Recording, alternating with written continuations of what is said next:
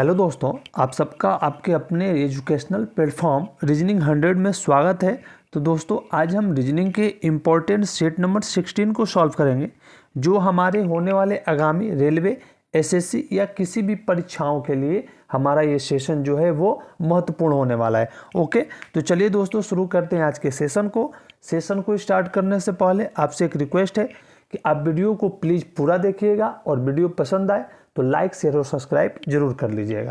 Okay, चलिए देखिए, आज का हमारा पहला क्वेश्चन है कि उस विकल्प का चयन करें जिसका तीसरे पद के साथ वही संबंध है जो दूसरे पद का जो है वो पहले पद से है।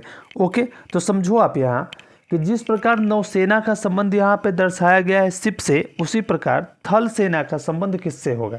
अच्छा, आप एक बात बताओ, नौसेना है, अगर उसको युद्ध करना हो, पानी के अंदर नौसेना रहती है, अगर उसको युद्ध करना हो तो अपने शिप से ही युद्ध करेगी। नौसेना को जब युद्ध करना हो तो अपने शिप का यूज करेगी। उसी तरह जब थल सेना को युद्ध करना हो तो आप बताओ किसका यूज करेगी। तो थल सेना जो है अपने टैंक का यूज करती है लड़ाई के लिए। तो यहाँ पे हमारा करेक्ट आंसर हो जाएगा ऑप्शन नंबर बी। जिस प्रकार नौसेना जो है अपने किसी कार्य में युद्ध के लिए जो है वो शिप का यूज करेगी, उसी प्रकार थल सेना जो है यहाँ पे युद्ध के लिए है वो अपने टैंक का यूज करती है। ओके, तो option number B is the correct answer. Okay जी, अगला क्वेश्चन देखते हैं। अगला क्वेश्चन है कि निम्न शब्दों को तार्किक और सार्थक क्रम में व्यवस्थित कीजिए। यानी कि हमें 5 ऑप्शन दिए हुए हैं, इन्हें सुटेबल और व्यवस्थित क्रम में जो है वो अरेंज करना है। ओके, अब देखो 5 ऑप्शन में है, पेस्ट करना, कॉपी करना, सेव करना, प्रिंट करना और चयन करना। कंप्यूटर से संबंधित है। आपको पता होगा कि जैसे मान लो कि कोई भी एक पार्टिकुलर कोई भी वर्ड है, उसे हमें क्या करना होता है सबसे पहले हम उसका चयन करते हैं किसी चीज़ का कंप्यूटर में। मान लो हमने उसे सिलेक्ट किया, यानी सिलेक्ट किया, ऑप्शन नंबर 5 पहले हो जाएगा। सेलेक्ट करने के बाद हम उसे क्या करते हैं, जब हम उसे सेलेक्ट करते हैं तो उसके बाद हम उसे कॉपी करते हैं, यानी कि ऑप्शन नंबर 2 हो गया। ओके जी, मान लो कोई इमेज मान लो कोई जैसे इमेज है, उसको आपने पहले चयन किया, सिलेक्ट किया, उसके बाद आपने उसे कॉपी किया। कॉपी करने के बाद क्या करोगे, तो कॉपी करने के बाद उसे हम उसके बाद पेस्ट करेंगे। पेस्ट करने के बाद क्या करेंगे, जब हमने उसे पेस्ट कर दिया तो पेस्ट करने के बाद नेक्स्ट जो हो जाएगा हम उसे सेव करेंगे, यानी कि ऑप्शन नंबर 3।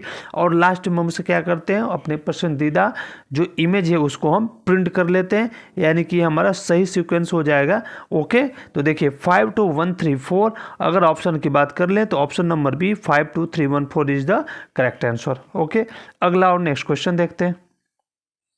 अगला क्वेश्चन है हमारा कि नीचे एक ही पासे की 2 अलग अलग स्थितियां दिखाई गई हैं, जिसमें 1 से 6 तक की संख्याओं वाले 6 फलक हैं। ओके, 2 दर्शाने वाले फलक के विपरीत फलक पे कौन सी संख्या आएगी, यानी कि 2 के अपोजिट में यहाँ पे वो कौन सा फलक जो है वो आने वाला है, ये हमें फाइंड आउट करना है। अब देखो दोस्तों, हमें करना क्या है, जब ऐसे क्वेश्चन आ जाए तो आप सबसे पहले दोनों फलकों में, दोनों पासे में जो है वो कॉमन ढूंढिए। अब कॉमन देखो, आपको कॉमन समझ में आएगा। कॉमन देखो 5 कॉमन है, हाँ जी 5 कॉमन है। अच्छा, दोनों में 5 कॉमन है, दोनों में कॉमन 6 भी है, तो 6 को भी कॉमन कर दिया, यानी कि 5 5 6 6। इनसे अब हमें कोई मतलब नहीं, इनका काम खत्म हो गया। अब देख लो बचे क्या है, 2 और 1। तो 2 के अपोजिट में क्या आ जाएगा, तो 2 के अपोजिट में वैसे ही 1 आने वाला है, तो 2 के अपोजिट में क्या हो जाएगा, तो 2 के अपोजिट में 1 हो जाएगा। ऑप्शन की बात कर लें तो D is the right answer of this question. Okay, चलिए अगला और नेक्स्ट क्वेश्चन देखिए। अगला क्वेश्चन दोस्तों कि निम्नलिखित विकल्पों में से वह शब्द चुनिए जो दिए गए शब्द के अक्षरों का प्रयोग करके नहीं बनाया जा सकता। यानी कि जो एकम्प्लिश दिया हुआ है, इनके लेटर का यूज करके इन चारों ऑप्शन में से कौन से जो वर्ड हैं वो बनाए नहीं जा सकते। अब देखो शेड दिया हुआ है, अब क्या शेड जो है एकम्प्लिश्ड के जितने भी लेटर हैं उनका यूज करके बनाया जा सकता है। तो आइए चेक करके हम लोग एक बार देख लेते हैं कि क्या शेड को बनाया जा सकता है।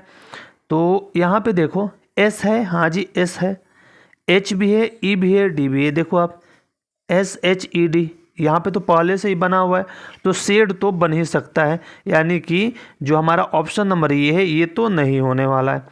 स्लिम की बात करते हैं, यानी कि ऑप्शन नंबर बी की स्लिम देखो तो S है, L है, I है और M है, यानी कि स्लिम भी जो है ये नहीं बनाया जा स्लिम भी हमारा ऑप्शन नहीं, आंसर नहीं होगा, क्योंकि स्लिम भी हम बना सकते हैं एकम्प्लिश्ड के लेटर का यूज करके, यानी कि ये भी नहीं होगा हमारा, यानी कि ऑप्शन नंबर बी भी जो है वो गलत है। अच्छा, फिर तीसरा हम देखते हैं।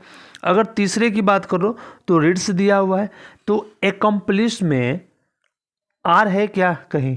आप देखो एकम्प्लिश में कहीं आर लेटर है क्या? आर है ही नहीं, यानी कि जब आर नहीं है तो हमारा ऑप्शन नंबर सी यहाँ से करेक्ट हो जाएगा, क्योंकि रीड को जो है ना READS रीड्स को जो है हम एकम्प्लिश के किसी भी अक्षर लेटर का यूज करके नहीं बना सकते, क्योंकि पहले में आर की आवश्यकता पड़ेगी, आर एकम्प्लिश में आएगा नहीं। Option number C is the correct answer. अगला देखिए दोस्तों, अगला क्वेश्चन है, किसी कोड में अंबर को 27 नोट किया है, ब्राउन को 14, तो उसी में ग्रीन को कैसे जो है हमें वो लिखा जाएगा, वो फाइंड आउट करना है। पहले एक चीज़ देखो, आप समझिए कि अंबर को जो है उसने क्या नोट किया है, तो अंबर को नोट किया है उसने 27। कैसे नोट किया है अंबर को? तो अंबर को उसने नोट किया है 27। अच्छा, ये कैसे किया होगा, पहले हमें यही तो पता लगाना है, उसके बाद तो हमारा सवाल जो है बन ही गया। अच्छा, अंबर, अगर अंबर में ये आया है कितना, 27 आया है, ओके कोई बात नहीं। अच्छा, अगर हम अपने अल्फ़ाबेट के लेटरों के पोजीशन की बात करें, ए पहले नंबर पे आता है, एम 13 नंबर पे आता है, बी 2 नंबर पे आता है, ई 5 नंबर पे आता है और आर 18 नंबर पे आता है। अगर इन सबको हम ऐड करें दोस्तों, इनको हम इन सबको ऐड करें तो देखो कितना आता है, 18 और 2 20, 20 और यहाँ पे 13 5 18 1 19, तो 20 और 19 कितना होता है, 20 और 19 ऐड कर दो तो होता है 39। हमारा तो आ रहा है 39, लेकिन अंबर के लिए हमें दिया कितना है, 27। ओके, 27 दिया। तो एक चीज़ देखो, 3 और 9 अगर इन दोनों को हम मल्टीप्लाई करें तो हमारा 27 आएगा ना, यानी कि जो लेटर्स हैं उनको, उनके नंबर को ऐड करने के बाद जो हमारा वैल्यू आ रहा है उस वैल्यू के लेटर्स को जो है मैं मल्टीप्लाई कर देना है आपस में, वही तो हुआ 39 आया, हमने उन दोनों को मल्टीप्लाई किया तो 27 आ गया। यानी कि कोड का जो हमें पता चल गया कि कोड का हो कैसे रहा है, मतलब इसे सॉल्व कैसे करना है। तो जब पता चल गया तो आइए इसे सॉल्व कर लेते हैं। तो देखिए क्या कह रहा है, किससे पता करना है, ग्रीन का। ओके जी, ग्रीन का। अब ग्रीन के बारे में पता करना है कि ग्रीन का वैल्यू जो है वो कितना आने वाला है। जी की अब बात कर लो तो जी का वैल्यू होता है 7 अल्फ़ाबेट में, आर का होता है 18, ई का होता है 5 और 5 तो 10 हो जाएगा। चलो मैं लिख देता हूँ 5 और 5। और एन की बात करो तो जब आप देखो एम का जब 13 होता है तो एन का 14 हो जाएगा ना सर। ओके, जब हो गया तो देख लो, 5 और 5 10, 10 और 18 कितना हो गया, 28। 28 और 21 ऐड कर लो, तो 28 और 21 आप ऐड करो तो कितना हो जाएगा, 28 1 29 20 49, यानी कि 49 हो गया। अब कोड के अनुसार जैसे हमने पहले किया था कि जो हमारे पास वैल्यू आ रही है उनके जो पहले और दूसरे जो नंबर हैं उन नंबर का आपस में मल्टीप्लाई कर देना है। तो आप इसे मल्टीप्लाई कर दो, 4 × 9 कितना आ जाएगा आपका 36। 4 × 9 36। ऑप्शन की बात करें, option number B is the right answer. समझ में आया होगा दोस्तों। ओके जी, चलिए अगला देखते हैं। अब देखो आप ये सोच रहे हो कि ब्राउन का क्यों नहीं बताया, तो अब ब्राउन को ऐड करके देखो ना, जब अंबर का 27 है और ब्राउन का 14 है, यानी कि दोनों किसी एक को चेक कर लो, क्योंकि दोनों को एक ही कोड से वो संबंधित रिलेट किया होगा। ओके, चलिए अगला देखिए। अगला क्वेश्चन है कि अंग्रेजी शब्दकोश वर्णक्रम के अनुसार निम्नलिखित शब्दों को तार्किक अनुक्रम में व्यवस्थित करें, यानी कि जो इनका सही सीक्वेंस है ना उस सीक्वेंस के अनुसार, यानी कि अल्फ़ाबेटिकल ऑर्डर में हमें अरेंज करना है। ओके, तो देखो आप करते कैसे हैं। 5 ऑप्शन है, पहले इनमें कॉमन ढूंढिए, जो कॉमन होगा ना उसको ख़त्म कर दीजिए। एग्जामिन में EX EX EX EX EX, अब देखो EX जो है ना, ये 2 EX जो है वो सब में कॉमन है, आप EX को हटा दीजिए। जब आप EX को हटा देते हो तो अब देखो कि इंग्लिश अल्फ़ाबेट का पहला लेटर कौन सा है जो सबसे नज़दीक है। तो इंग्लिश अल्फ़ाबेट में सबसे पहले क्या आता है, ए आता है। अच्छा, एग्जामिन का ए यहाँ पे और कहीं ए है, तो हाँ एग्जाम्पल में भी ए है, तो एग्जाम्पल में भी ए है और एग्जामिन में भी ए है। तो यहाँ पे AM है, AM है। अब यहाँ से AM इसको भी आप हटा दो, अब देखो बचा क्या, आई बचा और पी बचा, तो आई पहले आएगा कि पी पहले आएगा, तो पहले आई आएगा, यानी कि ऑप्शन नंबर 1 पहले हो गया, उसके बाद हो जाएगा ऑप्शन नंबर 4। ओके, यानी एग्जामिन, उसके बाद एग्जाम्पल। ओके जी, अब देखो अब क्या बचता है, सी सी सी, सब में सी है, एक्साइटेड, एक्सक्लेम एंड एग्जीक्यूट। अब एक काम करो, आप जब सब में सी है तो आप तीनों से सी को हटा दो, सी यहाँ से हट गया, सी यहाँ से भी हट गया, नहीं सी नहीं, सॉरी सी नहीं, इसमें सी नहीं है, इसमें तो एग्जीक्यूट है ना। हाँ, अब देखो सी किस में है, तो सी दूसरे में है, एक्साइटेड में है और एक्सक्लेम में है, तो दोनों के सी को हटा दो। अब देखो आई है और एल है, तो आई पहले आएगा या एक्सक्लेम का एल पहले आएगा, तो पहले आएगा आई, यानी कि ऑप्शन नंबर 2, उसके बाद हो जाएगा एक्सक्लेम ऑप्शन नंबर 3, और लास्ट में बचता क्या है, एग्जीक्यूट। तो ये तो 5वें नंबर पे चला ही जाएगा। वैसे भी समझ में आया होगा आपको कैसे करना है, जो कॉमन है उसे आप इग्नोर मारिए, क्योंकि वहाँ पे एग्जाम में तो ऐसे कर नहीं पाओगे, तो इसे इग्नोर करो, और उसके बाद देखो कि कौन सा अल्फ़ाबेट में पहले लेटर आ रहा है, उससे हम ऐसे कर देते हैं। तो ऑप्शन में जो हमारा बन के आया सही सीक्वेंस, वो आया कौन सा, 1 4 2 3 5, 1 4 2 3 5, option number C is the right answer. Okay जी, अगला क्वेश्चन देखिए, कह रहा है कि 4 शब्द दिए गए हैं जिनमें से 3 किसी प्रकार से संगत है और एक असंगत है। जो असंगत है ना, उस असंगत का हमें यहाँ पे चयन करना है। तो 4 ऑप्शन में विद्यार्थी है, डीन है, प्रधानाचार्य और निदेशक है। तो आपने जब पढ़ा ना, तो आपको थोड़ा सा तो एक चीज़ आया होगा, प्रधानाचार्य, निर्देशक और डीन, प्रधानाचार्य, डीन और निर्देशक, ये जो है किसी भी इंस्टीट्यूट के एक पोस्ट होते हैं, एक हाई लेवल की पोस्ट होती है, एक ये इनका एक औरा होता है, क्योंकि प्रधानाचार्य अपने क्लास का हेड होता है, डीन हो गया, विश्वविद्यालय का हेड होता है, निदेशक हो गया, ये भी हेड होता है। तो ये कोई ना कोई एक पोस्ट है, एक हायर पोस्ट है, जबकि विद्यार्थी जो है वो इन सब से अलग है। विद्यार्थी का कोई एक हायर पोस्ट नहीं है, विद्यार्थी इन हायर पोस्ट को पाने के लिए पढ़ता है। ओके, तो यहाँ पे असंगत क्या है, तो असंगत की बात करो तो ऑप्शन की बात देखो, तो विद्यार्थी जो है यहाँ पे हायर पोस्ट के लिए जब पढ़ रहा है, तो ऑप्शन नंबर ए यहाँ से करेक्ट हो जाएगा, यानी विद्यार्थी जो है इन सबसे असंगत है। समझ में आया होगा। अगला क्वेश्चन देख लीजिए।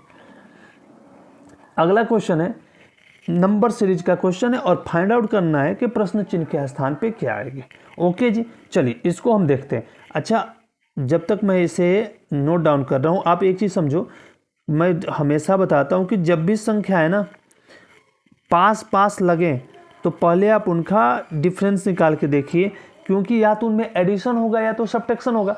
अगर मल्टीप्लाई होगा ना, तो संख्याएं एक का एक बढ़ जाती है। देखो ये संख्या 54 से 489 पे गई है, बहुत ज़्यादा का इसमें बढ़ा नहीं है, क्योंकि 54 से 149 है, 294 है, ऐसे ही कुछ करके है। ओके, तो आइए इनका हम डिफरेंस निकाल के देखते हैं।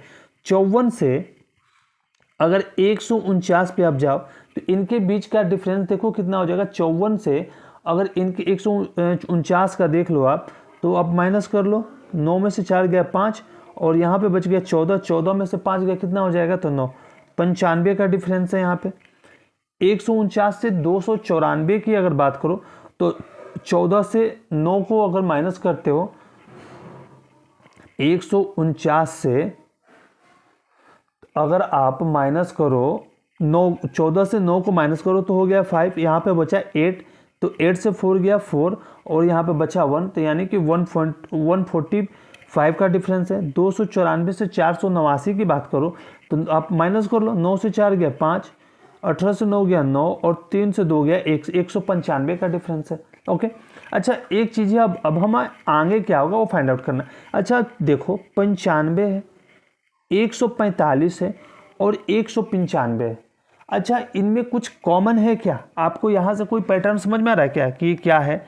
तो अगर हम यहाँ पे एक चीज़ आप गौर से देख लो, तो अगर इनको आप इनका भी डिफरेंस निकालो, तो ये 50 अधिक है, इससे आप 50 ऐड करो, 90 में 50 ऐड करो, 140 और 5 145, यहाँ पे भी अगर 50 ऐड करते तो कितना होता है 195, तो फिर यहाँ पे भी 50 ऐड करके चेक करिए ना, तो 50 ऐड कर दो आप तो 245 यहाँ पे आ जाएगा।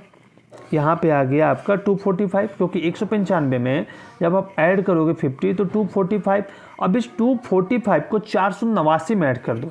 245 को जब 489 में ऐड करोगे तो 9 और 5 14, 1 8 और 4 12, 1 13, 1 4 2 6 1 7, यानी कि 734 734 हमारा यहाँ से करेक्ट आंसर हो जाएगा। ऑप्शन की बात कर लो तो option number A is the right answer. Okay, यानी कि यहाँ पे प्रश्नवाचक चिन्ह के स्थान पे क्या आ जाएगा, प्रश्नवाचक चिन्ह के स्थान पर 734 आ जाएगा। ओके, अगला क्वेश्चन देखिए। अगला क्वेश्चन है कि दी गई आकृति का ध्यानपूर्वक अवलोकन करें और उस संख्या का चयन करें जो इसमें x के स्थान पे आएगी, यानी कि जो संख्या यहाँ पे आएगी उसका हमें वैल्यू जो है वो फाइंड आउट करना है। अच्छा देखो, आप यहाँ पे एक सॉल्व कैसे करोगे आप, तो मैं बताऊँ ना, ऐसे क्वेश्चन का आप ज़्यादा से ज़्यादा प्रैक्टिस कीजिए, क्योंकि ये एक पैटर्न पे नहीं आते हैं। यहाँ पे जितनी प्रैक्टिस रहेगी आपको एक नज़र में वो क्लिक होगा। भाई यहाँ पे इसको कैसे किया गया है, इसके सारे पैटर्न को आप देखिए, तब आपको समझ में आने लगेगा। अब देखो यहाँ पे 5 है, 14 है, 9 है, 32 है एंड 23 है। अच्छा 5 है, 14 है, 9 है, 5 है, 14 है, 9 है।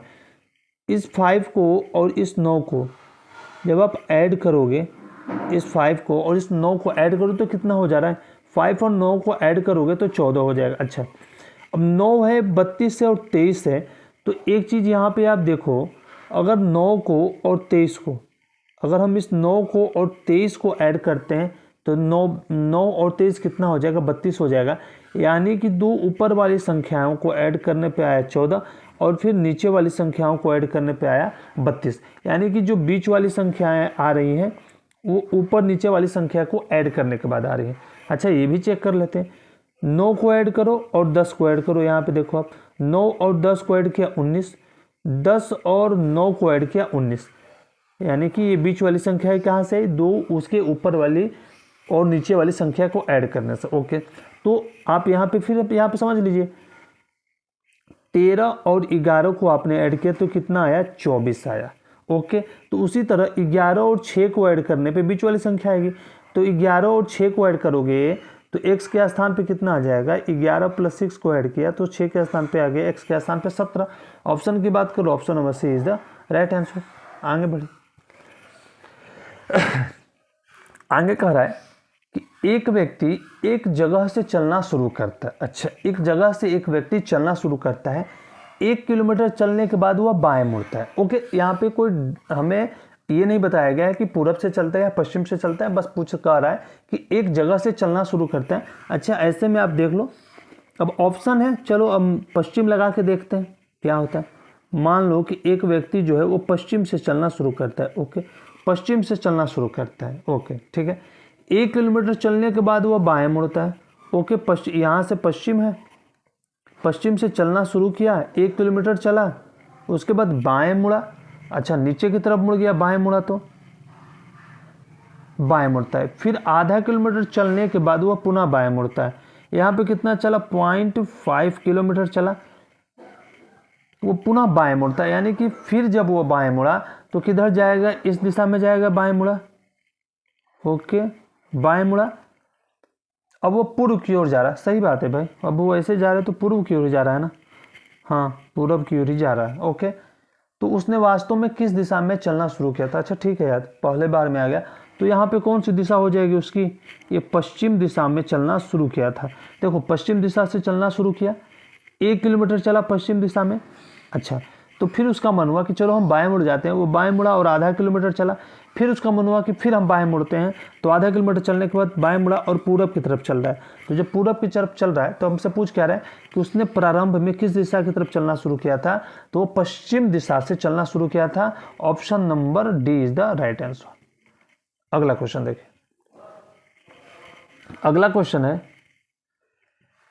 ब्लड रिलेशन का। अच्छा क्वेश्चन है, करे कि गज्जो उमरा की माता है। ओके, मुन्नी सुमो की माता है, साहिद हिफजान के पिता है और मुन्नी हिफजान की बुआ और उमरा की मौसी है। अब ऐसे में क्या करो कि जो कॉमन है ना सब में, पहले उसको आप देखो। अब गज्जो उमरा की माता है, अब गज्जो और उमरा देखो यहाँ पे कहीं है, गज्जो है नहीं, गज्जो नहीं है। अच्छा, तो मुन्नी और सुमो देखो, मुन्नी है, सुमो है, मुन्नी है यहाँ पे भी, तो मुन्नी से आप शुरू करो। मुन्नी सुमो की माता है। कहने का मतलब है ना कि ऐसे शुरू करो कि जहाँ से इजी हो जाए बनाने में। ये सुमो हो गया, ओके। सुमो, सुमो की माता कौन है? तो सुमो की माता हो गई मुन्नी, ओके। सुमो की ये माँ हो गई मुन्नी, ओके जी। ये वाला हमने कर लिया, माता है। अब देखो मुन्नी जो है वो हिफजान की बुआ है। मुन्नी किसकी बुआ है? तो मुन्नी जो है हिफजान की बुआ है। तो मुन्नी का कोई भाई होगा यहाँ पे, और ये भाई मान लो मुन्नी का है, यहाँ पे कोई भाई होगा, और उसका जो बेटा है वो कौन सा है? तो बेटा है हिफजान। तभी तो भाई का पिता की जो बहन है वो बुआ होंगी। तो हिफजान का बेटा है कौन है? तो हिफजान का बेटा है, अरे सॉरी, हिफजान के पिता हैं वो मुन्नी के भाई होंगे, तभी तो बुआ होंगी उसकी। अच्छा, ये भी हो गया। और मुन्नी जो है वो उमरा की मौसी है। मुन्नी कौन है? उमरा की मौसी है, यानी कि मुन्नी की यहाँ पे कोई बहन होगी, यहाँ पे कोई बहन जो भी हो, और उसकी जो उसका जो बेटा या बेटी जो भी होगा वो होगा उमरा, ओके। अच्छा, ये हमने कर लिया, ये भी हो गया। अब देखो साहिद जो है वो हिफजान के पिता है। हिफजान के पिता कौन है? साहिद है, यानी मुन्नी का भाई कौन है? तो मुन्नी का भाई यहाँ पे हमारा हो गया साहिद। अच्छा, अब देखो यहाँ पे उमरा के माता की बात हो रही है, तो गज्जू उमरा की माता है। उमरा की माता कौन है? तो यहाँ पे है गज्जू, हो गया यहाँ पे हमारा। ये गप्पो नहीं है यार, गज्जो यहाँ पे करो, गज्जो।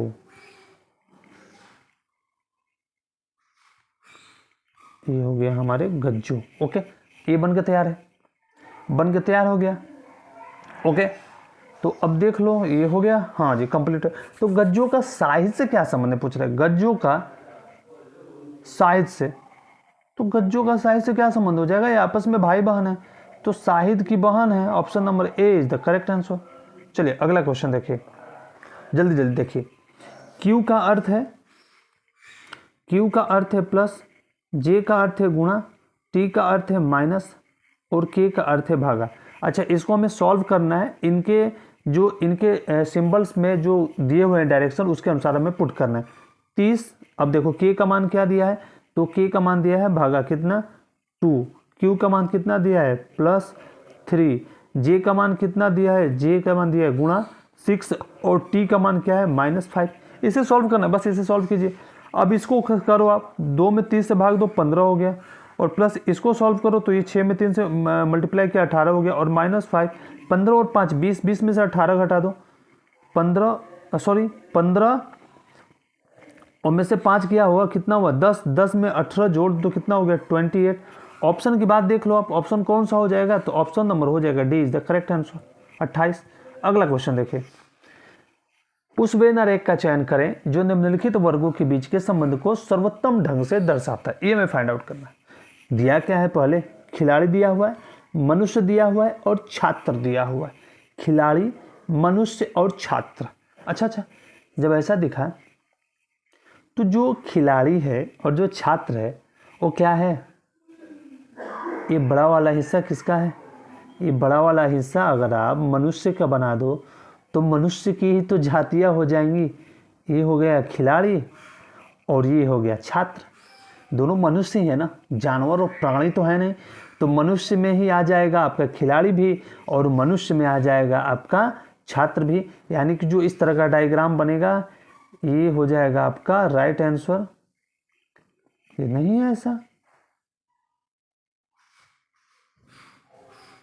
ये तो बड़ा वाला हिस्सा मनुष्य क्या हो गया, ठीक है, और छात्र हो गया, और ये खिलाड़ी हो गया।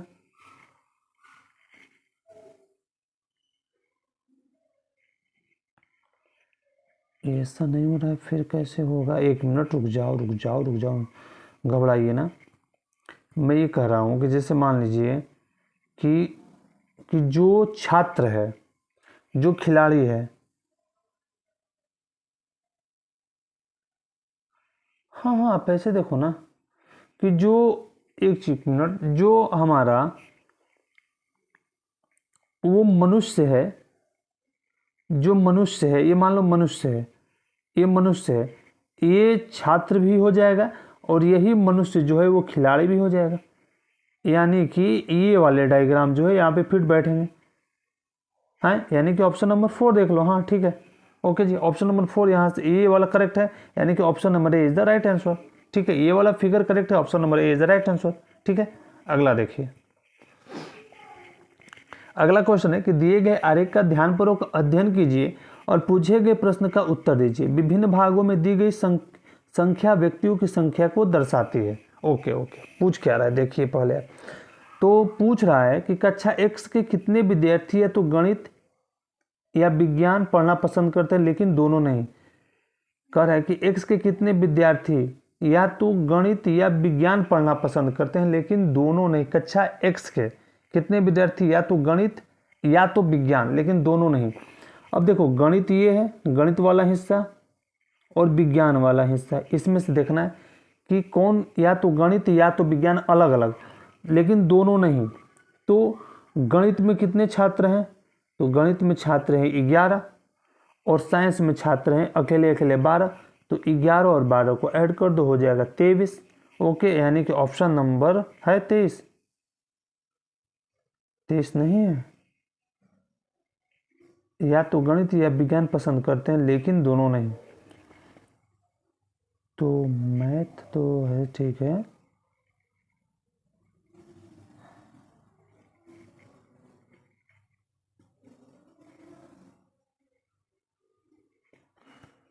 साइंस ठीक है, मैथ हो गया, विभिन्न क्लास एक्स के स्टूडेंट। ओहो, अच्छा, ये क्लास एक्स के स्टूडेंट हैं। क्या पूछा यार, कक्षा एक्स के कितने विद्यार्थी? तो ये यार मैं डायग्राम ही गलत ले लिया। अब देखो क्या रहा है, ये हो जाएगा क्लास एक्स के विद्यार्थी हैं। तो क्लास एक्स के विद्यार्थी कौन है जो अलग से साइंस और अलग से मैथ पढ़ना पसंद करते हैं? तो मैथ वाले हिस्से में देखो ये 13 है और साइंस वाले हिस्से में ये 14 है। तो क्लास एक्स के 13 विद्यार्थी मैथ पढ़ते हैं और क्लास एक्स के 14 विद्यार्थी जो है साइंस पढ़ते हैं। 13 विद्यार्थी मैथ में हो जाएंगे, 14 विद्यार्थी साइंस में हो जाएंगे, तो हो जाएगा 27। ओके, ऑप्शन नंबर सी होगा। अच्छा देख लो आप यहाँ पे, अगर दोनों पूछा होता ना कि दोनों लोग कितने हैं जो मैथ और साइंस पढ़ते हैं, तो ये देखो दोनों में कॉमन 9 है, तब यहाँ पे कौन सा ऑप्शन होता हमारा? 9 होता। लेकिन 9 दोनों में कॉमन वालों के लिए यहाँ पे पूछा है, कॉमन नहीं। ठीक है, तो हमारा आंसर 27 होगा। आगे बढ़िए। सभी लैपटॉप इलेक्ट्रॉनिक है। सभी लैपटॉप, ये देखो ये सभी लैपटॉप क्या है? सभी लैपटॉप इलेक्ट्रॉनिक है। ओके, और सभी इलेक्ट्रॉनिक जो है वो विकिरण उत्सर्जित करते हैं। सभी इलेक्ट्रॉनिक जो है वो विकिरण उत्सर्जित करते हैं। विकिरण हमें बस नोट करना है ना। ओके, अब देखो सभी लैपटॉप विकिरण उत्सर्जित करते हैं। सभी लैपटॉप विकिरण उत्सर्जित करते हैं, नीचे से ऊपर सभी वाला जो हमारा कंडीशन वो लागू होता है, सही है।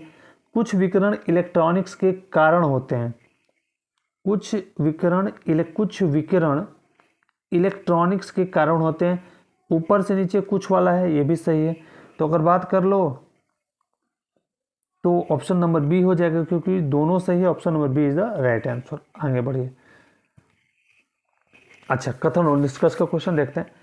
कह रहे हैं कि कुछ छात्र, कथन दिया हुआ है हमारा कि कुछ छात्र निम्नलिखित परीक्षाओं में अच्छा प्रदर्शन नहीं कर पाने के बावजूद कॉलेज ए में दाखिले के लिए मेरिट लिस्ट में ऊंची रैंक पर हैं।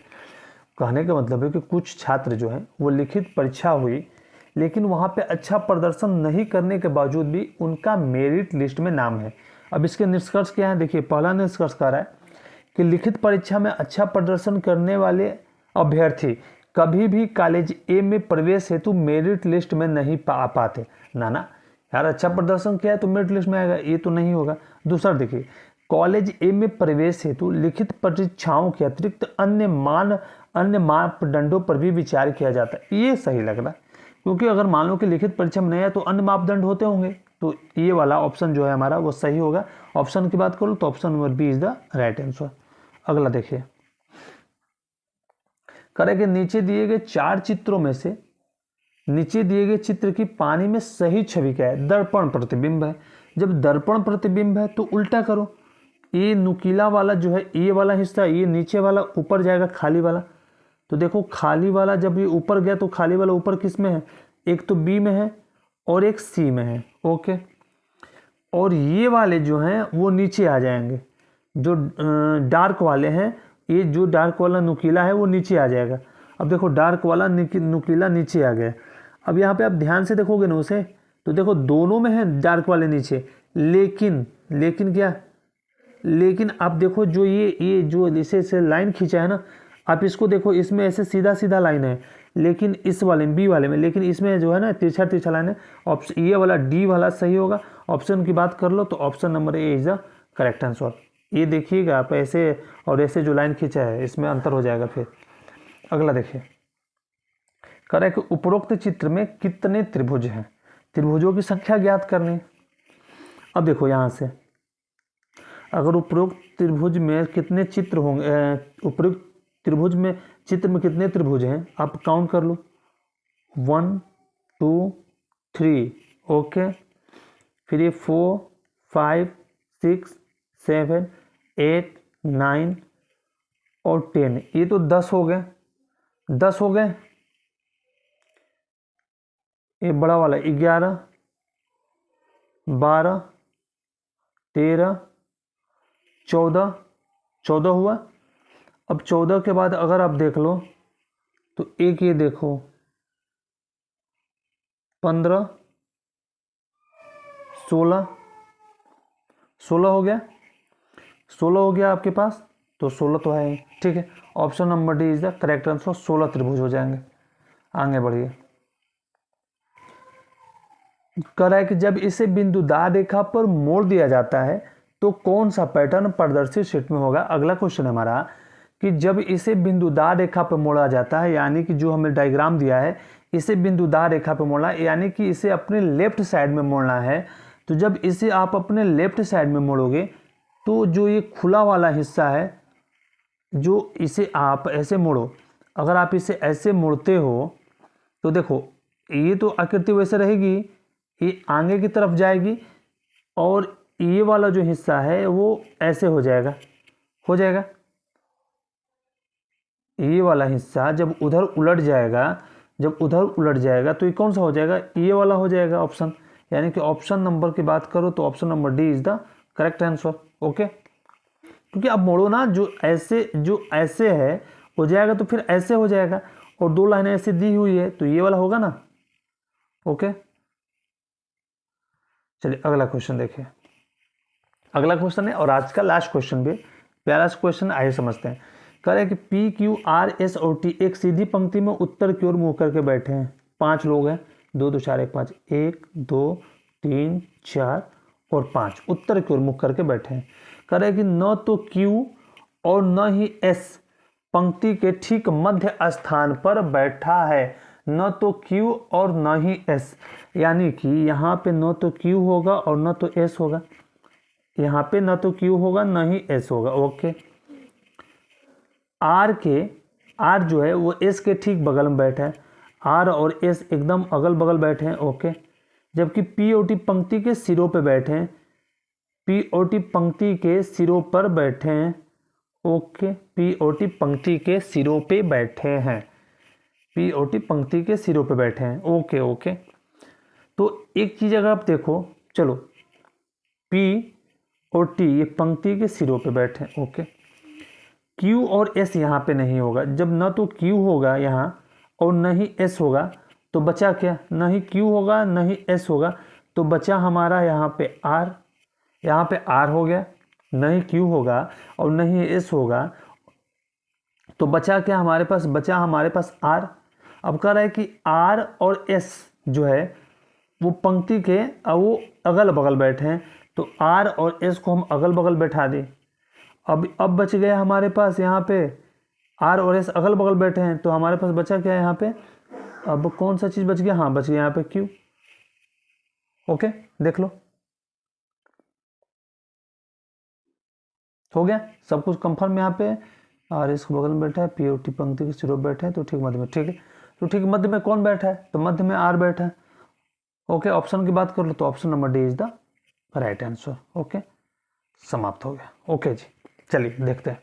तो दोस्तों देखिए, इंपॉर्टेंट आपके साथ हमने इंपॉर्टेंट जो है वो 20 क्वेश्चन यहाँ पे सॉल्व किए। कितने इंपॉर्टेंट 20 क्वेश्चन को जो है आपके साथ हमने सॉल्व किया और अच्छे से आपको एक्सप्लेन करने का प्रयास भी किया। आपसे रिक्वेस्ट है कि अगर आपको ये वीडियो पसंद आया तो प्लीज़ आप हमारे यूट्यूब चैनल रीजनिंग 100 को लाइक शेयर और सब्सक्राइब जरूर कर दीजिएगा। ओके, मिलते हैं कल के नेक्स्ट सेशन में।